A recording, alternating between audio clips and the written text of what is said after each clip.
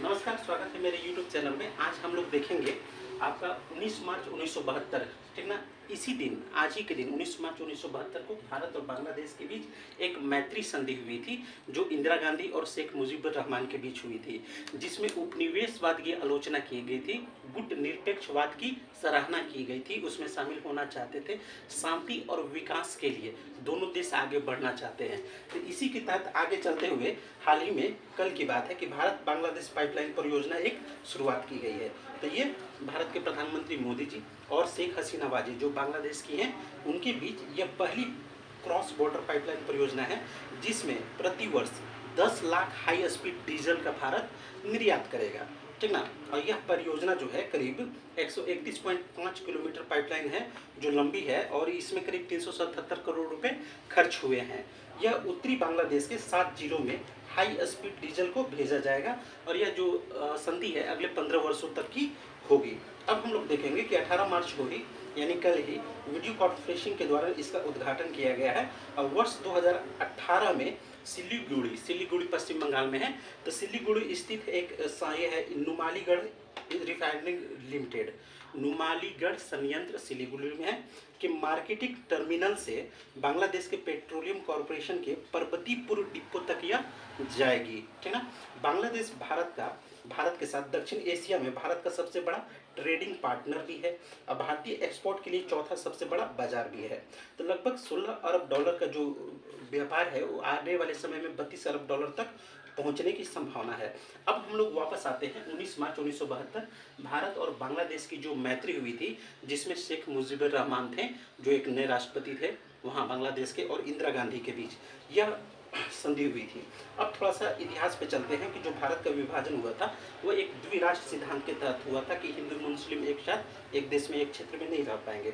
इसी की तरह पश्चिमी पाकिस्तान और पूर्वी पाकिस्तान दोनों की बनाई गई थी, लेकिन पश्चिमी पाकिस्तान इस तरफ और पूर्वी पाकिस्तान इस तरफ, दोनों के बीच विभाजन के कई कारण थे। पहला कारण था कि 1600 किलोमीटर की दूरी थी। पश्चिम पाकिस्तान को इधर से पूरा श्रीलंका होके या पाक स्टेट होके ये पूर्वी पाकिस्तान तक जाना पड़ता था। पहला तो ये। दूसरा जातिगत भाषाई समस्याएं थी। जाति तो है ही, हिंदू में भी इस्लाम में भी है। तो पूर्वी जो पाकिस्तान है और पश्चिमी जो पाकिस्तान है, पश्चिमी पाकिस्तान में देखें तो पठान हैं, पंजाबी हैं, पश्तून हैं, बलोच हैं, सिंधी हैं, और इधर पूर्वी पाकिस्तान में देखें तो बंगाली मुस्लिम हैं, ठीक ना। ये चीज़ों, तब भाषाई समस्याएं तो थी ही। यहाँ उर्दू चली जाती थी, उर्दू वहाँ की राष्ट्रभाषा थी, और बंगाली जो हैं कभी भी अपने उर्दू को स्वीकार नहीं कर सकते। उनको अपनी जो बांग्ला संस्कृति है उससे ज़्यादा प्यार होता है, हमेशा से उनको अपने बांग्ला संस्कृति से प्यार होता है। बांग्ला खान पान, रहन सहन, पहनावा, ठीक ना, बोलचाल, व्यवहार, संस्कृति, ये सबसे बहुत ज़्यादा उनका एक लगाव है। देखिए बांग्लादेश में क्या है कि आप देखिएगा, अमार सुनार बांग्ला लिखा किसने है? रविन्द्रनाथ टैगोर ने। राष्ट्रगान कहाँ है? बांग्लादेश का है। तो उन्हें अपनी संस्कृति से बहुत ज़्यादा लगाव है। यहाँ पे थोड़ा नस्लीय जो भावनाएं थी, ये बंगाली है, काला है, छोटा है, मोटा है, इस तरह की जो भावनाएं थी। और एक जो पंजाबी पाकिस्तानी थे, लंबे थे, गोरे गोरे थे, चौड़े चौड़े थे, तो एक ये भी नस्लीय समस्या भी थी। तो इन सभी के वजह से ही बंगालियों के साथ भेदभाव, ये सारी चीज़ें होती थी। तो बंगाली थोड़े से सम्मान की भावना इनमें ज़्यादा होती है। तो कहीं ना कहीं आत्मस्वाभिमान की भावना भी थी, भाषा के मुद्दे ही थे।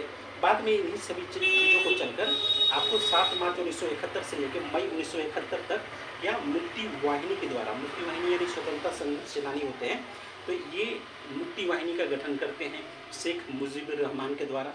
एक संघर्ष चलता है, और इस संघर्ष में ढेर सारे अवैध पलायन भी होते हैं जो भारत की तरफ आ रहे थे, ठीक ना। वहाँ पे पाकिस्तानी सेना के द्वारा जो अत्याचार हो रहा था वो हो रहा था। अब हम लोग देखेंगे कि ये अवैध हस्तक्षेप, ठीक ना। अब इस अवैध पलायन की वजह से इंदिरा गांधी ने यहाँ पे हस्तक्षेप किया, ठीक ना। और इस पलायन को रोकने के लिए उन्होंने भारतीय सेना का आदेश दिया कि वहाँ जाइए और इसे कंट्रोल कीजिए। इसके बाद यहीं से इंदिरा जी और शेख मुजीबुर रहमान के बीच दोस्ती होती है, भारत पाक युद्ध होता है। दिसंबर 1971 में पाकिस्तान का आत्मसमर्पण होता है। 6 दिसंबर 1971 ईस्वी को इसे मान्यता भारत ने प्रदान किया। लेकिन जानने वाली बात है कि भारत से पहले भूटान ने बांग्लादेश को मान्यता प्रदान कर दी थी, उसके बाद भारत ने कुछ घंटों के बाद मान्यता प्रदान की गई थी। यहाँ हम लोग देखेंगे कि जो पाकिस्तानी की सेनाओं के द्वारा जो नरसंहार हुए, लगभग 4 लाख जो बंगाली महिलाएं थे उनके साथ जो बलात्कार हुए, तो उसके लिए अमेरिकी जो प्रशासन थी निक्सन, हाँ वहाँ के राष्ट्रपति था निक्सन, तो निक्सन प्रशासन की तीखी आलोचना भी की जाती है। अब यहाँ पे देखेंगे कि अवामी लीग के जो अध्यक्ष थे शेख मुजीबुर रहमान, ठीक ना, 1971 से लेकर 75 तक ये वहाँ पे राष्ट्रपति रहते हैं। लेकिन 15 अगस्त 1975 को एक राजनीतिक तख्ता पलट के द्वारा इनके परिवार के सभी सदस्यों को, इनके तीनों बेटा को, माँ को, पत्नी को, सबको गोली मार दी जाती है, ठीक ना। लेकिन इसमें शेख हसीना वाजे जो थी वो बच गई क्योंकि वो दिल्ली में पढ़ाई कर रही थी। इसके बाद खांडकर मुश्ताक अहमद एक नाम के थे जो राष्ट्रपति बनते हैं। अब बांग्लादेश में दो कहें तो विधवा महिलाएं हैं जो शासन चलाती हैं, एक खालिदा जिया और दूसरा है शेख हसीना वाजे।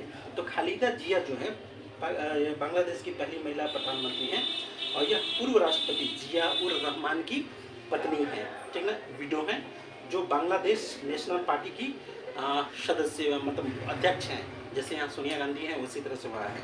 तो शेख हसीना वाजे भी जो बंगबंधु शेख मुजीबुर रहमान की एकमात्र पुत्री हैं और उस हत्याकांड से एकमात्र यह बच निकली थी क्योंकि दिल्ली में पढ़ाई कर रही थी।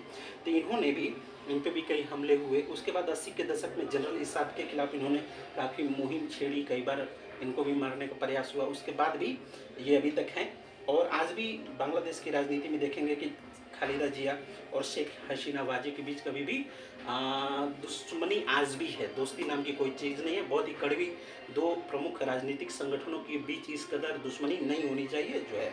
अब कुछ भारत और बांग्लादेश के बॉर्डर से हवाले से, ठीक ना, देखिए भारत और बांग्लादेश की जो सीमा है वो करीब 4096.7 किलोमीटर है, ठीक ना, जिसमें वेस्ट बंगाल 2216.7 किलोमीटर है। असम की सीमा जो है 263 किलोमीटर लगती है। मेघालय की जो सीमा है 443 किलोमीटर लगती है। मिजोरम का 318 किलोमीटर लगती है। त्रिपुरा तीन तरफ से बांग्लादेश से घिरा हुआ एकमात्र राज्य है जिसकी सीमा 856 किलोमीटर लगती है। जब इस भारत के मैप पे आप देखिएगा तो कहीं ना कहीं आपको ऐसा लगेगा कि मिजोरम छोटा होगा, लेकिन नहीं, यहाँ पे सबसे ज़्यादा सीमा जो है वेस्ट बंगाल की है 2216.7 किलोमीटर और असम की है 263 किलोमीटर। इस चीज़ को याद रखिएगा, ठीक ना। मिजोरम का 318, मेघालय के 443 किलोमीटर है। तो उम्मीद है कि मैंने इसे काफ़ी अच्छा तरह से आपको डिस्क्राइब किया है। इसे लाइक कीजिए, शेयर कीजिए, सब्सक्राइब कीजिए। थैंक यू, नमस्ते।